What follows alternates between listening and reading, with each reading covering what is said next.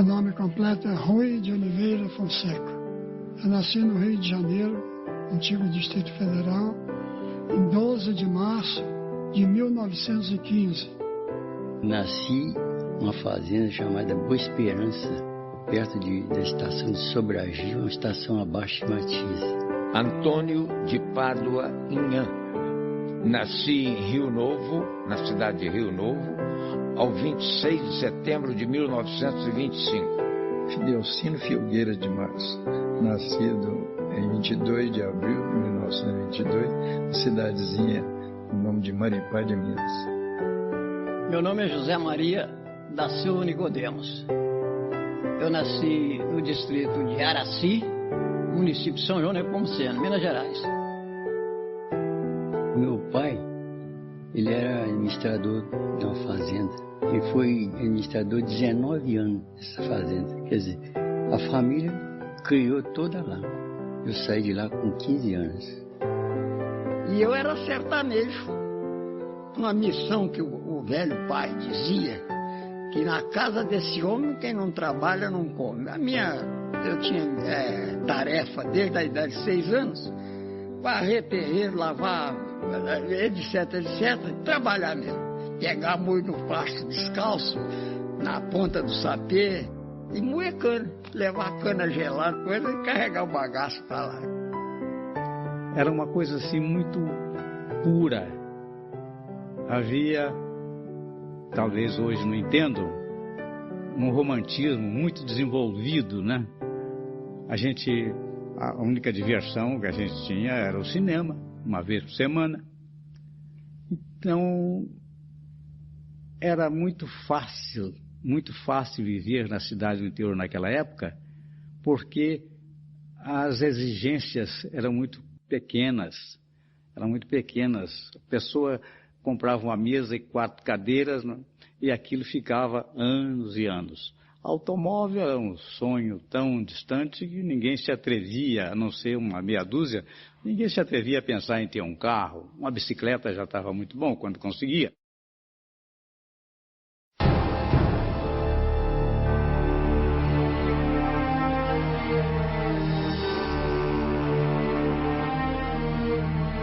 Hoje, às 6 horas da tarde, de ordem do eminente presidente desta república, os embaixadores do Brasil em Berlim, em Tóquio e o encarregado de negócios do Brasil em Roma passaram nota aos governos junto aos quais estão acreditados, comunicando que, em virtude da recomendação terceira da reunião de consulta dos ministros das Relações Exteriores das Repúblicas Americanas, o Brasil rompia suas relações diplomáticas.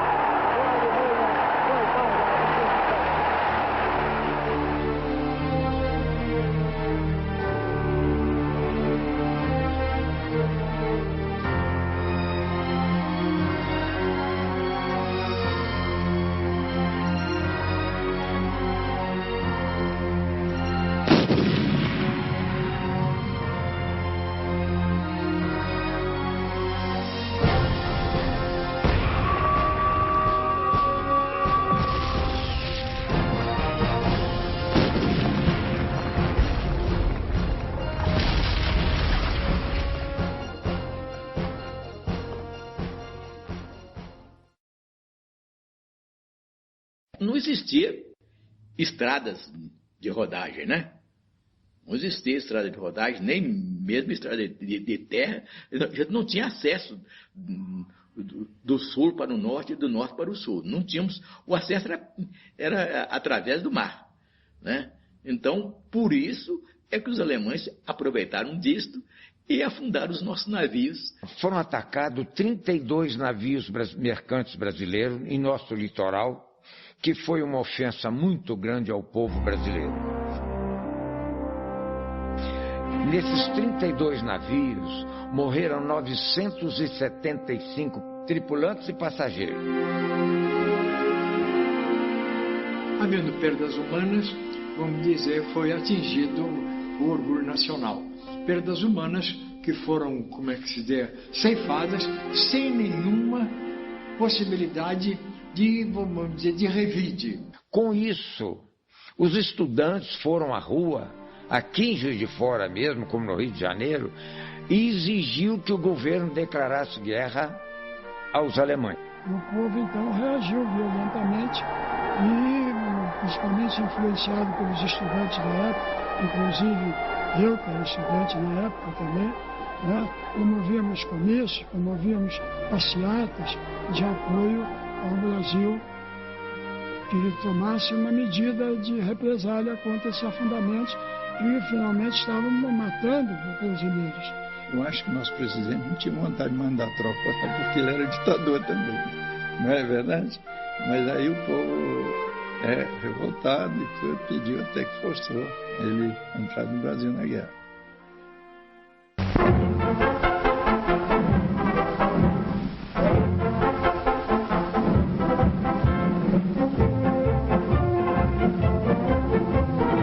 Brazil has declared war and joined the United Nations. Just what does this mean to the people of the United States and to our fighting allies? Brazil brings much to the Allied cause.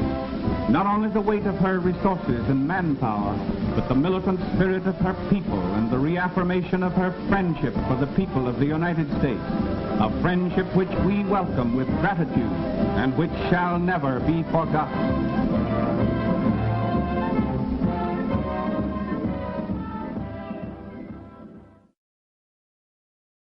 Um fato muito interessante, do qual eu não me esqueço, é que havia um patriotismo muito romântico na época e logo depois da declaração de guerra surgiu aquela ideia de doação de metais para a fabricação de armas.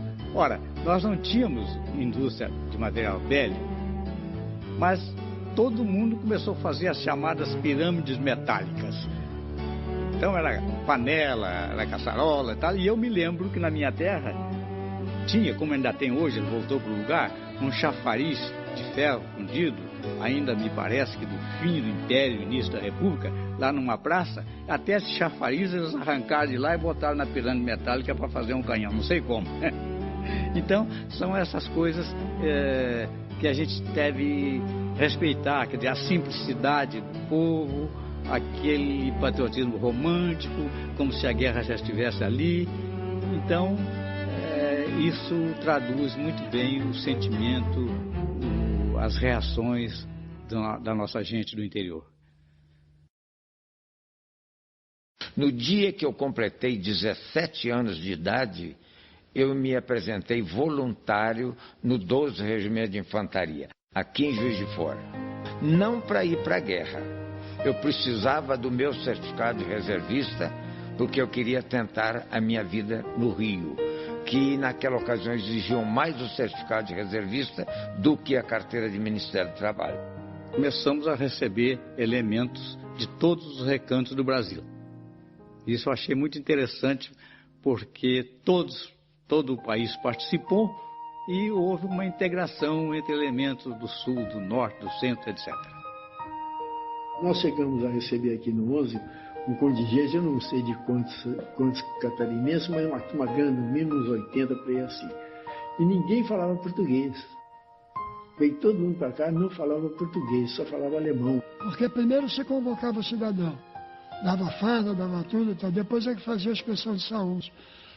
Só de dentista, eu me lembro, isso aí ficou célebre no Exército, o enfermeiro do que servia o dentista levava cacos de dentes arrancados em baldes, não era nem em sacola, baldes. O regimento, por exemplo, o nosso regimento São João del Rei, dado que o mineiro é meio doceiro, né, perdeu muito soldado por falha dentária. Apesar de que o americano na Itália, ele arrancava também, mas dava logo uma dentadura.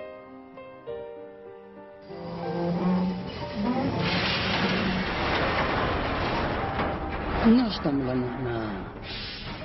na plataforma esperando o trem chegar para a gente ir embora, né? Aí tinha um corneteiro. O corneteiro tocou um negócio, mas como mexeu com a gente, não vai dar para me cantar, se me cantar. Quando soar o meu tambor, quando tocar o meu tambor, quando soar o meu clarim, é hora do Brasil precisar de mim. Aí foi uma coisa espetacular. Aquele clarim tocando e o trem chegando, nós embarcando.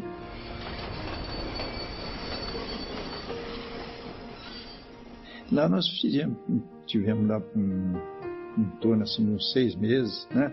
Organizando lá para depois ir para o Rio. Depois de mais ou menos 6 meses nós fomos para o Rio. Lá no Rio nós tivemos instruções no campo de Jerecinó e tiro real. Lá no Rio, soldado não pagava nada. Esse combatente estava com o sentido da fé, não pagava nada, não pagava trem, não pagava bonde. Só não podia sentar, em pé. Olha, o treinamento físico, o soldado brasileiro, no meu ponto de vista, fisicamente estava maravilhoso. Porque nós tínhamos um trabalho de ginástica, preparo físico muito grande mesmo. Mas nesses 6 meses que nós ficamos lá, no final, nós pedíamos, pelo amor de Deus, para ir para a guerra. Porque era muito sacrifício. Quando nós percebemos que realmente íamos embarcar, nós sentimos uma espécie de relaxamento. Eu acho que quase todos sentiram isso. Uma espécie de... Até que enfim. Porque aquele negócio no Capistrano, de manhã, noite, instrução, acampamento, vai hoje, não vai amanhã e tal. Então, quando nós chegamos então no navio, parece que houve um relaxamento geral.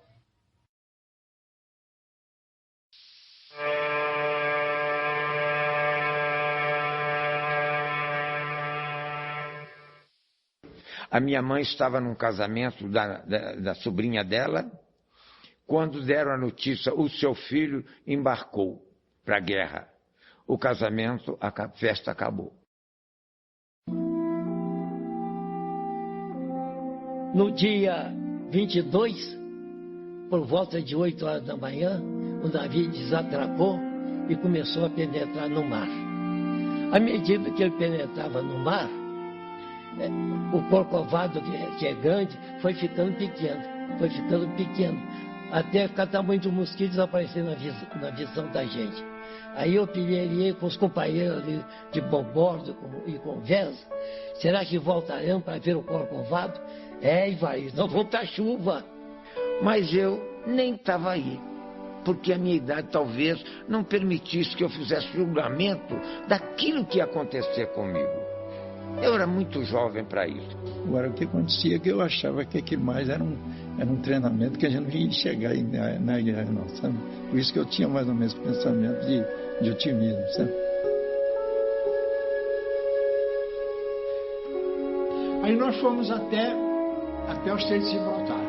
No Estreito de Gibraltar, entramos no Mediterrâneo e chegamos a Nápoles. Em Nápoles, descemos desse navio grande e passamos para as barcaças de invasão, que nos levaram de Nápoles a Livorno. E Livorno, por via terrestre, até a região dos acampamentos. Nós aqui, desde o fim da Primeira Guerra Mundial, a nossa escola era a escola francesa. Escola francesa. Então, é aquela escola herdada da vitória da França em 1914-18. Completamente ultrapassada. Veio a Segunda Guerra Mundial, hegemonicamente, vamos dizer, liderada pelos Estados Unidos. Então, a doutrina de guerra dos Estados Unidos, a doutrina de emprego de força terrestre, que nós tínhamos que seguir, era a doutrina dos Estados Unidos. Isso, para nós, representou uma dificuldade muito grande, inclusive por causa do material. Porque o material que nós tínhamos aqui não foi conosco. Era todo material francês. Armamento? Que armamento? Nada. Fomos com a cara e a coragem. Chegamos com as malas e a roupa do corpo e a roupa das malas, né? Chegamos completamente sem nada. O único material parecido que nós recebemos era o morteiro 81 francês, que era branco. que nós tivemos lá um morteiro 81 também, americano, Browning, se não me falha a memória, entendi? Mas o resto era tudo completamente diferente. E não precisa dizer que as técnicas e táticas completamente diferentes. Aí tem detalhes que eu não devo falar aqui agora.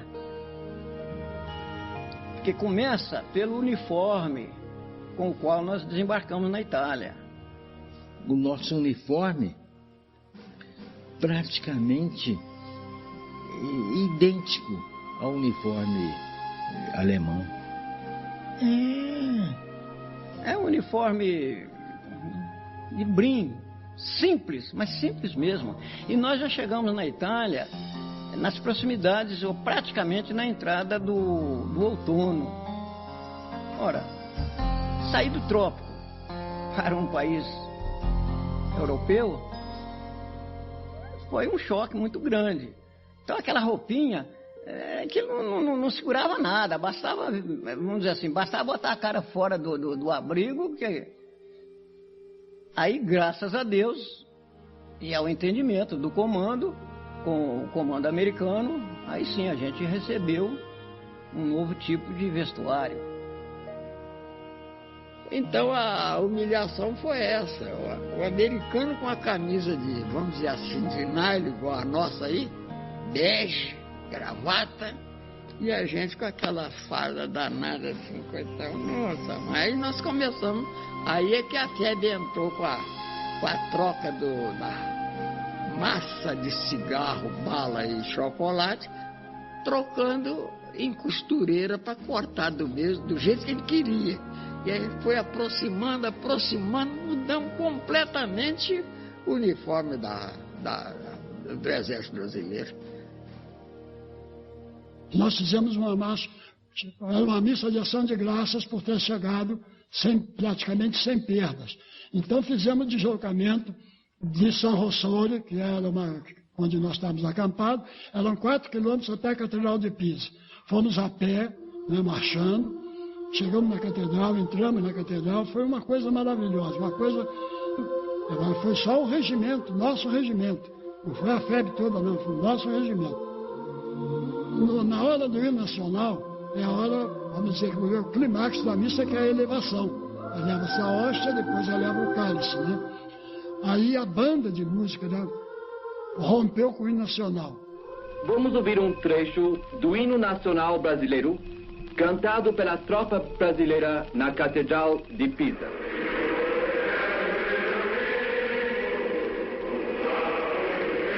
Então aquele som encheu a igreja sem dar eco. Então, olha, foi uma dessas coisas que marca a gente para a vida toda. Tinha gente que chorava. Eu confesso, eu nem sei se eu chorei também, mas deu aquele nó na garganta da moçada.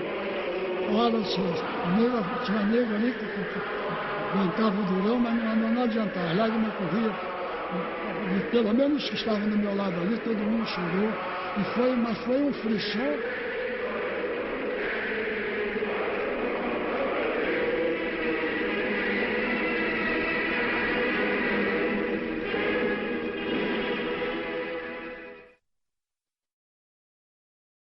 Nós, ao chegarmos lá, tivemos que passar por um período de adaptação lá na região de Pisa, São Rossore.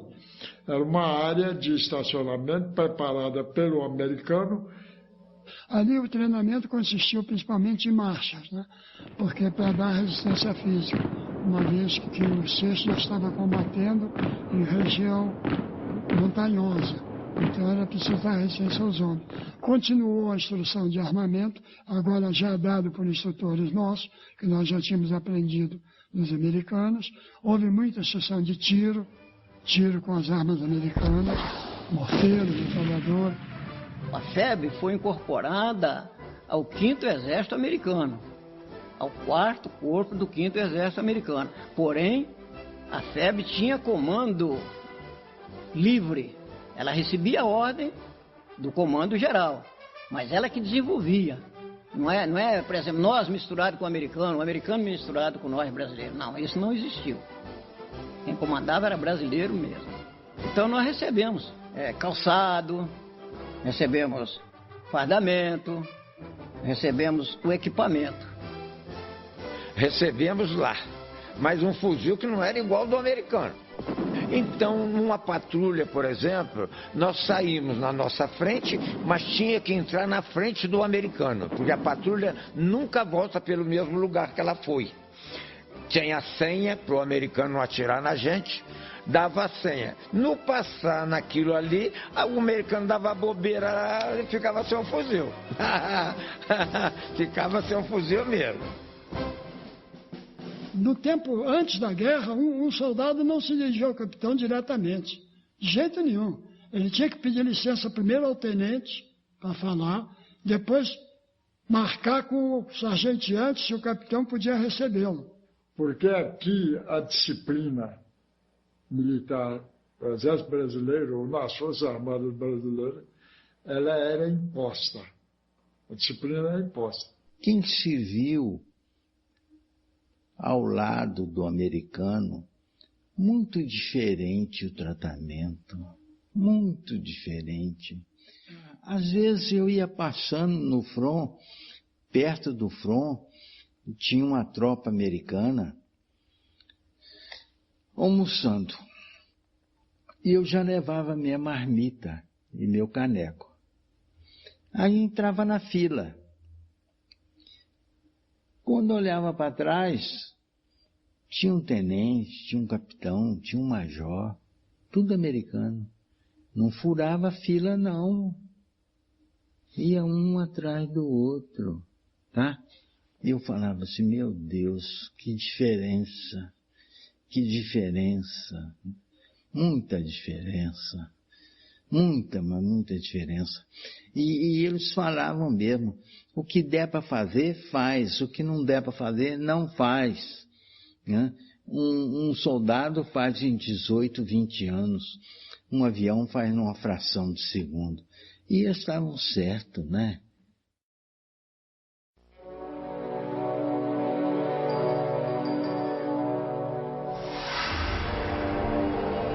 Gli alemão na Italia crearono diverse linee di difesa, perché strategicamente e molte volte tatticamente l'esercito alemão na Italia era ottimo, vinse perdendo, come a Cassino, anche sulla linea gotica c'erano dei vasti linee difensive, casomai una, due o tre.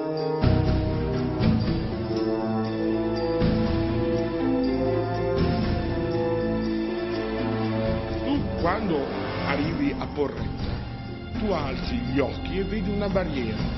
Questa barriera va da Monte Belvedere a Monte Castello. Potevi avere carro da combattere, potevi tenere, ma non tenevi possibilità di sopravvivenza.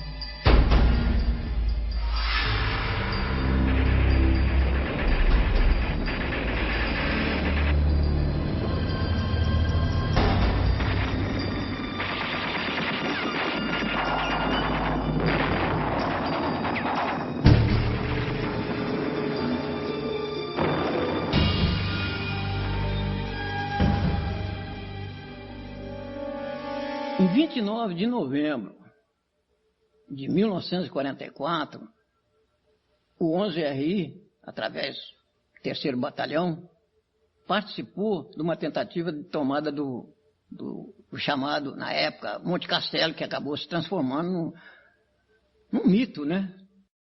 Na Italia, na linea Goti, na regione di Monte Castello, stavano veterani della 232esima Infantry Division alemão, gente que tem 5 anni di esperienza del combate. O capitão Hugo de Andrade Abreu pôs a companhia em forma, próximo à Porreta, e despediu de seus soldados, desejando a eles que cumprissem com seu dever. Muita lama, ainda muita chuva, não tempestade, mas aquela chuvinha que molha mesmo. Nunca vi um ataque daquele jeito. Quer dizer, nós tínhamos que ficar na base e depois atacar. Você não acha? Normalmente estava estafado. A gente não dormiu a noite todinha andando. Né? Na época tinha sido degelo, estava lama atolada até o fim. Na subida de Monte Castelo, é aí que eu senti o drama da guerra.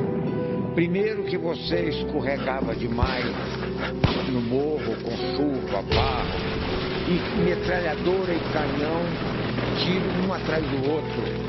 E o mais triste era você ver os companheiros mortos e passando de palhola, gemendo e gritando pela sua mãe. Mamãe, vou morrer. Ah, mamãe, estou ferido. E isso causava na gente uma náusea, porque o medo causa náusea. Mas você não pode parar, você não pode ficar agarrado com aquilo. Você tem que seguir em frente. Porque se você não seguir em frente, você é um homem que os seus companheiros não vão te admirar amanhã. Vão te chamar de medroso. Então você tem que enfrentar com aqueles problemas todos, bombardeio, que vocês não podem nem imaginar o que é enfrentar. O morteiro caindo perto de você, o tiro de canhão caindo e você vendo companheiros feridos, isso é coisa que Deus me livre.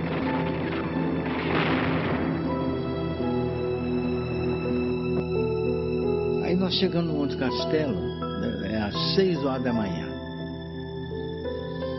e começamos a catar.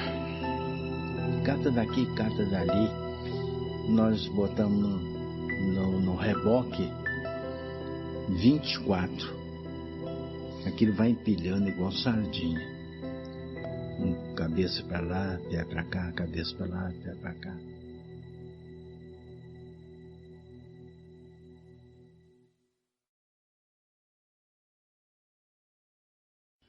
Nós tivemos 3 ataques do alemão. Tivemos um às 11 horas. Nós rechaçamos. Tivemos outro às 2. Conseguimos rechaçados. Aí eles vieram a terceira vez, às 4 horas da manhã. Mas nesse intervalo de 2 para as 4, meu companheiro de abrigo, até por sinal, chama Santos, João Santos. Ainda é vivo, João Santos. Ele falou assim: "O filho, meu santo está me pedindo para me sair daqui." Olha, o que eu posso fazer? Você quer sair, você sai. Eu não saio. Daqui ninguém me tira. Nem que ele juntou o negócio dele lá, uma lonazinha lá no fundo do abrigo, que nós tínhamos cavado, nós dois. E ó, madrugada, me largou lá, 2 e pouco da manhã.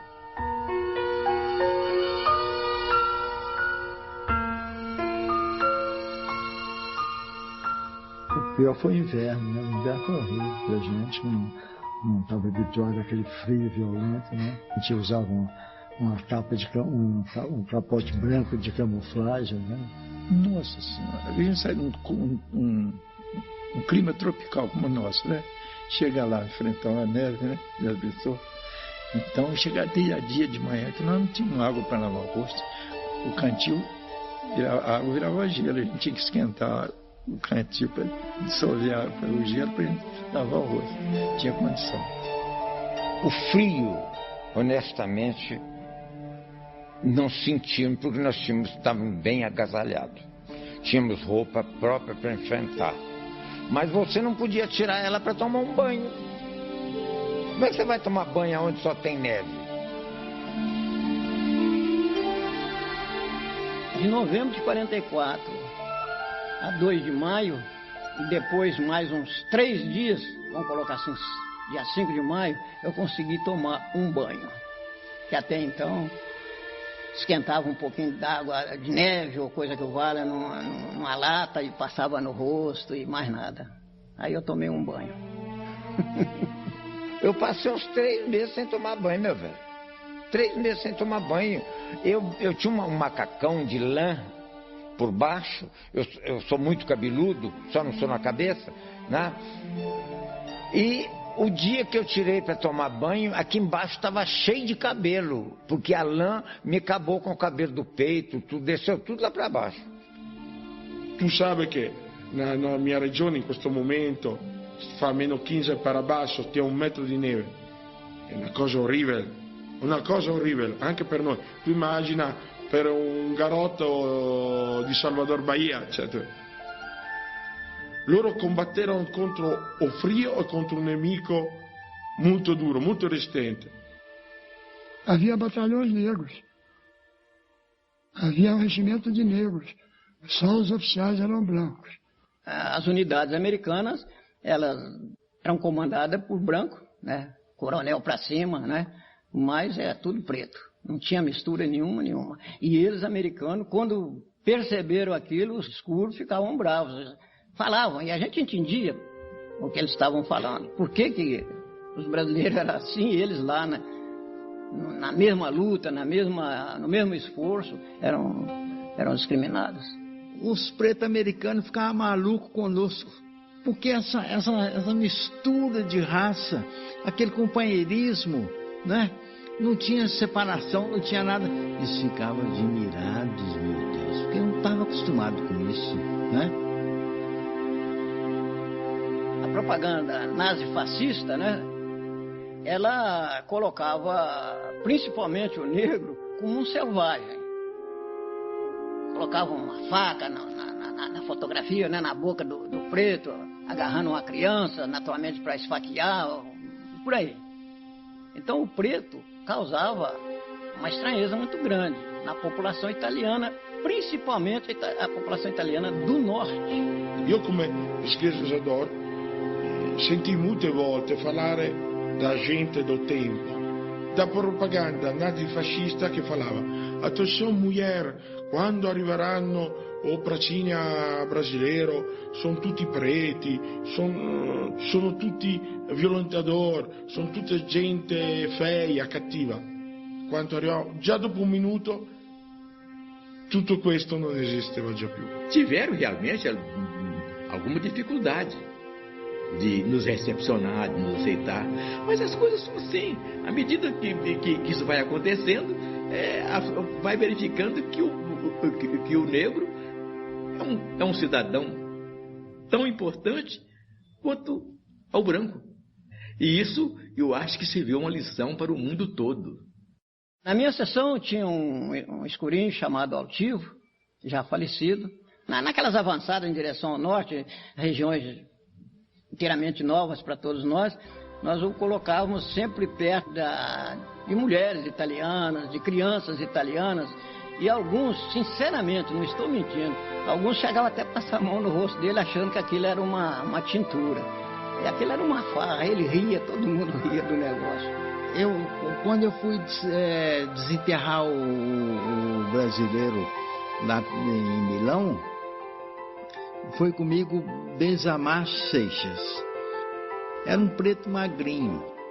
Aí ele virou para mim e falou assim: Sr. Rodrigues, nós vamos passar aqui perto da Catedral de Milão. Eu quero ir lá. Eu falei assim, então vai. Eu fui para em frente à Catedral e ele voltou. Quando ele voltou, estava assim, de italiano, moços, né? Esfregava o rosto do Benjamin, a mão, achando que aquilo era pintura. O negro inchava assim. Eu assim, mas puxa vida, rapaz, como é que você está importante aqui, hein? Benjamin, não sei se ainda é vivo.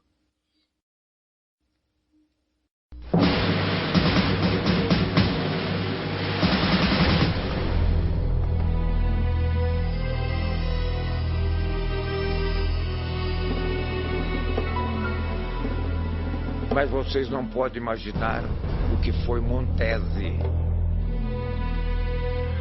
Montese foi o último reduto alemão em cima do morro. Ele não podia perder aquele morro, porque se ele cai na planície, ele estava arrasado.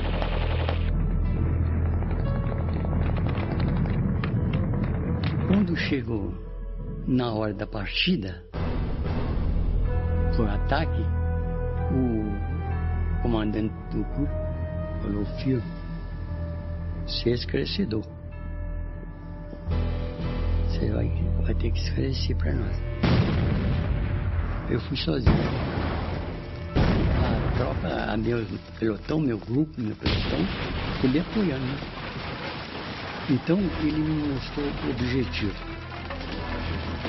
Filho, mais ou menos 150 metros. Você vai atingir aquele objetivo lá, tá vendo? Aquela murta lá. Você vai atingir lá.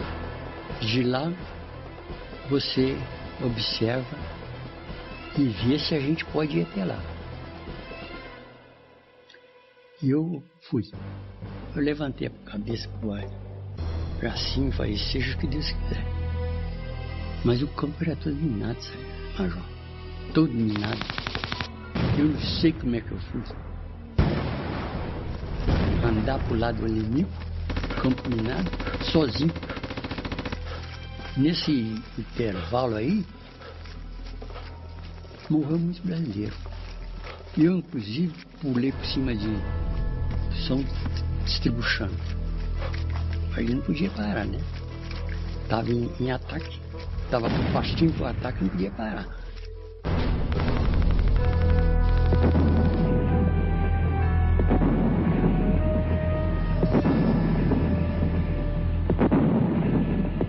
Quando eu fui ferido na mão, sangrando, eu falei, dizem que não dói.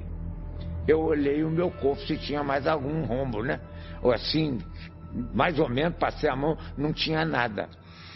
Então eu rastejei até a casa-mata dos alemães. Então arrastamos outros companheiros feridos e Luiz Estevão, um paranaense, um homem maravilhoso, um amigo formidável, levou um tiro na cabeça, no capacete dele e morreu na minha frente com a metralhadora dele. Mas antes disso, de acontecer isso, nós tínhamos feito mais ou menos 65 prisioneiros alemães numa casa-mata que nós cercamos. Cheguei perto do meu comandante de grupo, que chamava-se Clério Bortoli, falei, sargento, o senhor quer que ajude a levar os prisioneiros para o lugar deles? Não, Toninho, você vai continuar em frente, porque o Firmo Gomes de Carvalho aqui de Juiz de Fora, está vivo aí ainda, um grande amigo, tinha sido ferido momentos antes e eu é que o arrastei dentro de um buraco, eu e um amigo Agostinho Leite. Pois bem, ele saía sangue no ouvido, na vista, deslocamento de ar.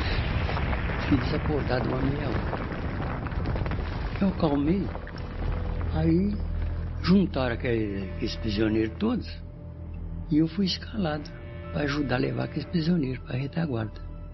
Marchamos uns 200 metros, morro abaixo com aqueles prisioneiros, e eu parando por cima, o sargento Clério atrás, um outro de um lado e o outro lá na frente, guiando. Mas o alemão pisou numa mina, perto de mim e a do sargento Clério. Voava alemão para tudo quanto é lado, e voava brasileiro também. E muitos brasileiros atiraram também nos alemães, começaram a correr, matou também alguns alemães. E o sargento Clério, que não deixou levar os prisioneiros, morreu. E eu não senti na hora, não senti nada. Eu agachei, joelhei dentro de um buraco de granada, comecei a tirar, desviei assim, para os alemães não fugirem, né? Os prisioneiros não fugirem, eu ia fugir. Mas eu tirei assim, atirando para ele não fugir. Aí o compadre, o Agostinho, esse que eu tratei dele na barraca, que chegou perto de mim e falou, filho, nós não podemos ficar aqui mais nem um minuto. Falei, compadre, olha aqui. As duas pernas da calça tudo agarrada, tanto sangue, a botina lotada de sangue. Fui ferido nas duas pernas. Ele falou, não, mas você não fica não. Você que pegou meu fuzil, ficou para lá. Ficou para lá, pro pasto lá. E eu botuei no pescoço dele, conduzindo o prisioneiro, coitado.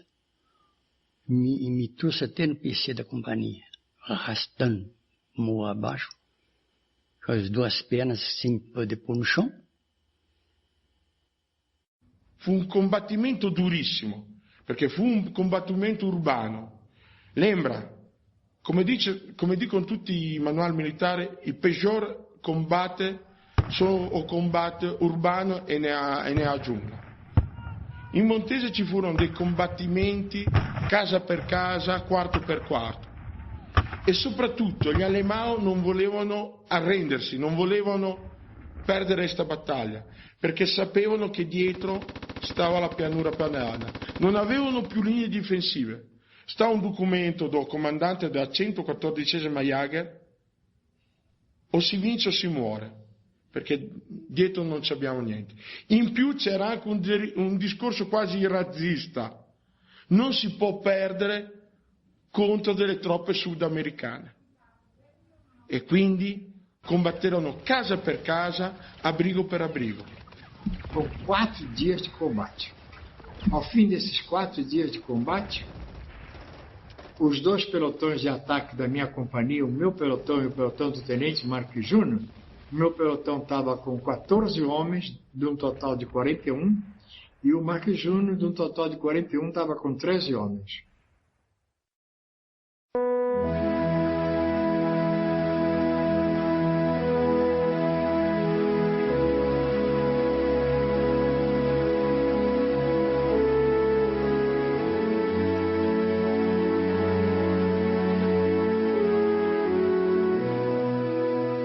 Aqui fala o repórter Esso, testemunho ocular da história. A Rádio de Hamburgo, depois de transmitir o crepúsculo dos deuses durante muitas horas, acaba de anunciar: o Führer morreu.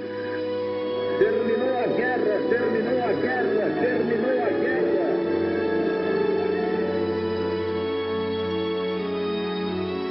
Eu tinha uma promessa comigo, quando descer na terra brasileira, beijar o solo brasileiro. E fiz. Não foi filmado, não tiraram meu retrato, porque eu não fiz para isso. Eu fiz aquilo que minha consciência me pediu. Eu quero beijar o solo brasileiro. E fiz em pleno Cais do Porto. Agora, o desfile foi uma coisa muito linda. Nossa Senhora, parecia que a população daquela época do Rio de Janeiro estava toda na rua. Homem, mulher, criança, velho. As famílias, as senhoras, as moças, agarrando a gente, e cada um queria às vezes até tirar um pedaço da roupa da gente. Começamos a desfilar em coluna por 6. O povo invadiu a pista, desfilamos por 1, coluna por 1. Uma espectadora deu um salto de felino no meu braço esquerdo, arrebentando 2 pontos da minha divisa. Ainda tive tempo suficiente de arrebatá-la e introduzir no bolso. Ela gritou: que pena! Isso para ela seria uma lembrança de guerra.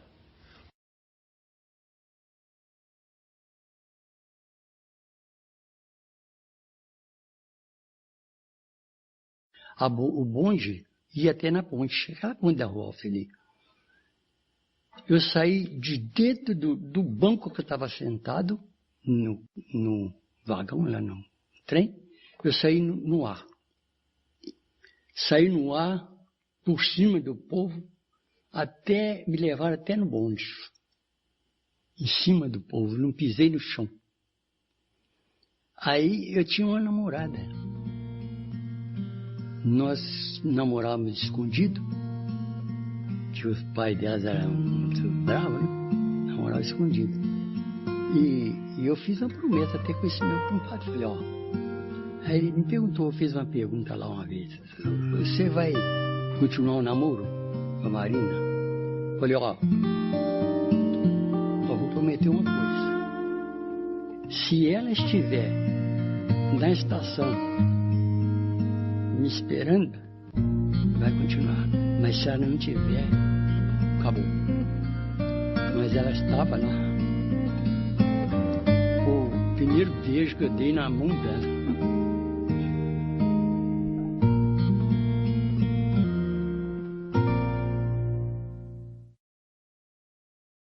A coisa pior que pode ter é você estar num lugar onde tem guerra.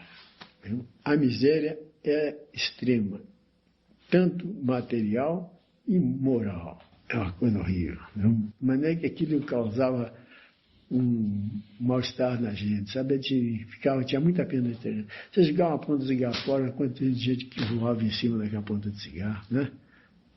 comida que tivesse, era uma coisa horrorosa. Aqueles portões nós não tínhamos até ficar cheio de gente, mulher, criança, homem, tudo pedindo o resto de comida que sobrou do rancho, que é a coisa toda. Uma miséria muito grande. Se o senhor estiver em guerra, o senhor vai brigar lá longe de sua terra. Nessa terra fica em paz, porque eu vou te contar, é terrível. A me gusta muito falar com o fazendeiro, ou gente que era criança, come pesquisador, come historiador, dilettante, ma con coração. Eles me falam do rapporto muito bom, do rapporto umano, soprattutto com o praticante brasileiro. Tu immagina che in molti lugar stavano na mesma casa e si creò un amore. Perché? Perché o lingua, o idioma era praticamente identico. A religione cattolica, mais ou menos, era identica. O nordamericano e inglese erano protestanti. Tu immagina che a casa, la noce, la sera, tutto il mondo riunito diceva o rosario in latino, o Pracinha è a famiglia italiana. E un altro, questa latinità, io non so com'è il termine preciso, ma questa latinità. É realmente uma coisa fantástica o que aconteceu com os brasileiros. Por quê? O americano, não é porque o americano fosse pessoas de má índole, não. Ele tinha uma noção diferente, ele pensava diferente do que pensavam nós brasileiros, né? E o americano dizia o seguinte: olha, primeiro nós vamos cuidar de ganhar a guerra. Primeiro é ganhar a guerra. Segundo, cuidar daqueles que sobreviveram à guerra, sobretudo dos italianos, que naquela época passava por uma crise enorme, por muita necessidade, necessidade de tudo, faltava tudo para eles. Então, não se tem que dar nada para eles, não se tem que dar comida, não se tem que dar nada para eles. Primeiro, nós temos que cuidar de ganhar a guerra.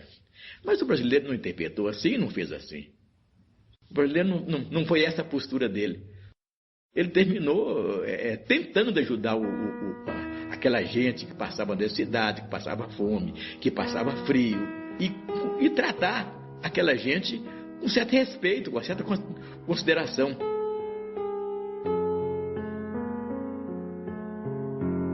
Lembra, io moro oggi in una regione tra le più ricche d'Italia, ma ho tempo senza vergogna, io farò direttino, senza vergogna, noi non avevamo veramente nada per comer, nada per vestire, e comevamo, mangiavamo, perché l'esercito brasiliano, i praticante brasileiro davano tutto quello che avevano. Nei nostri lugar c'è la storia delle 3 cucine. E stava aperto Bombiano una cucina inglese, una cucina nordamericana e una cucina brasiliana. Gli inglesi, tutto quello che non comevano, che non mangiavano, facevano un buracco, gettavano a comida in questo buracco e davanti a tutto il mondo versavano gasolina e bruciavano tutto. Il nordamericano facevano a carità proprio. Il brasileiro di questa cucina dividevano tutto. E immagina, anche per il brasileiro le razioni non erano molto grandi, però per esempio a mañana, le prime persone che comevano erano sempre i garotti, benché creanza, e davano per esempio un mingau.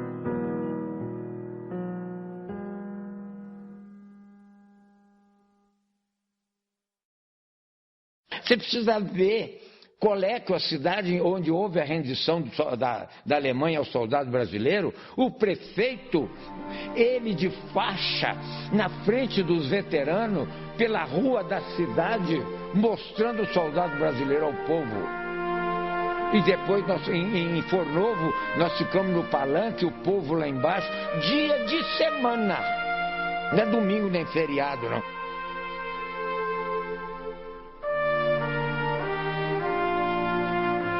Sta avendo in Italia un vero spirito di amicizia, di lembranza della femmina Italia. furono creati monumenti in Gaggio Montano, in Montese.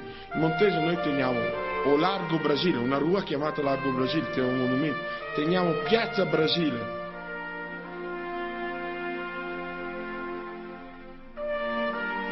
Promovi o 10º encontro da FEB em Juiz de Fora. De todo o Brasil. Eu trouxe todo o pessoal veterano do Brasil para vir conhecer Juiz de Fora. Meu objetivo como um juiz forano, que eu moro aqui há 75 anos, eu quis trazer para promover os hotéis, a cidade, conhecer o cinema central. Vou dizer para o senhor aqui agora, eu escrevi para todas as associações no Brasil que nosso encontro, a abertura, que todas essas aberturas de todos os encontros que nós fizemos, que eu fiz agora o 17º, todos eles são os lugares mais importantes da capital ou da cidade. Mais importante, eu então escrevi para todos, nosso encontro, abertura, sei lá, no Cinema Central. A minha filha que participou de toda a reunião, quando ela falou que precisava do Cinema Central, um deles lá disse assim: o Cinema Central não pode ser cedido para a abertura da FEB. A minha filha chorou. Sabe qual o argumento desse homem? A FEB não é história nem cultura. E o Cinema Central só pode ser cedido para a cultura.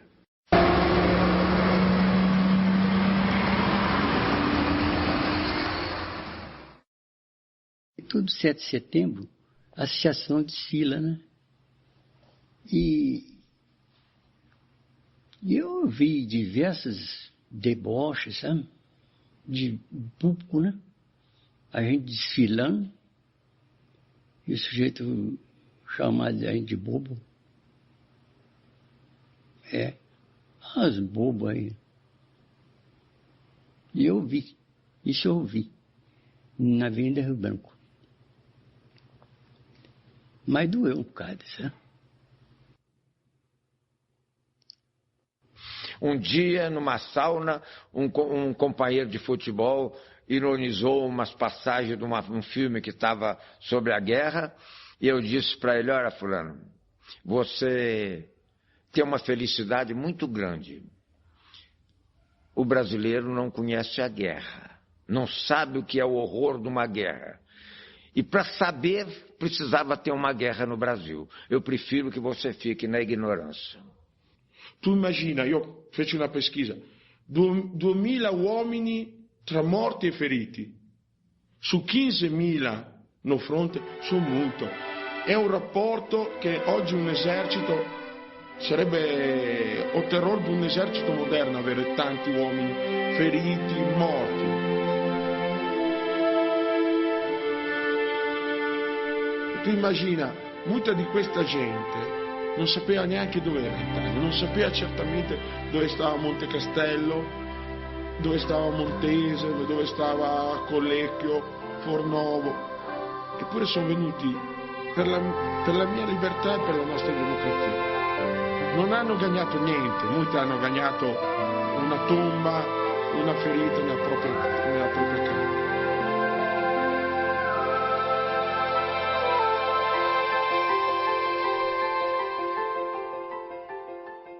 Democracia era a bandeira, que não existia no Brasil, não é verdade?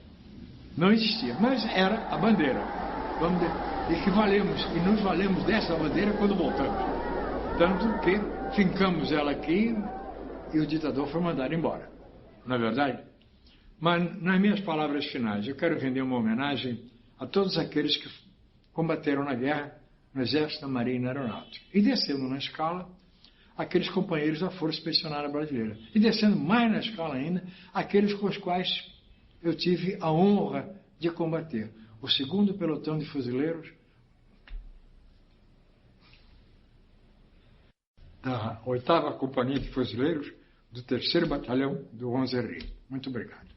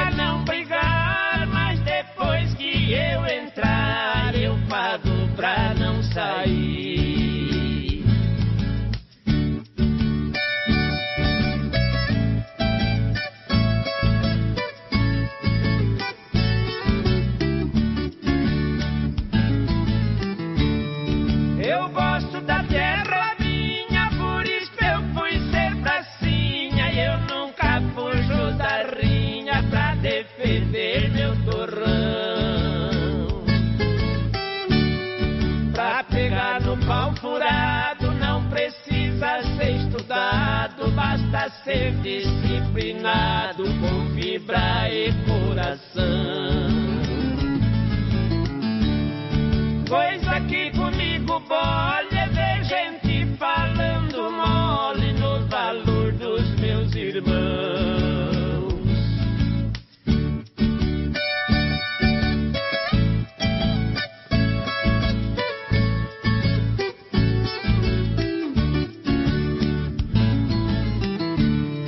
Lá no campo italiano eu vi sangue derramando, de brasileiro avançando no alto daquela serra. É uma folha de glória no livro da nossa história e o preço desta vitória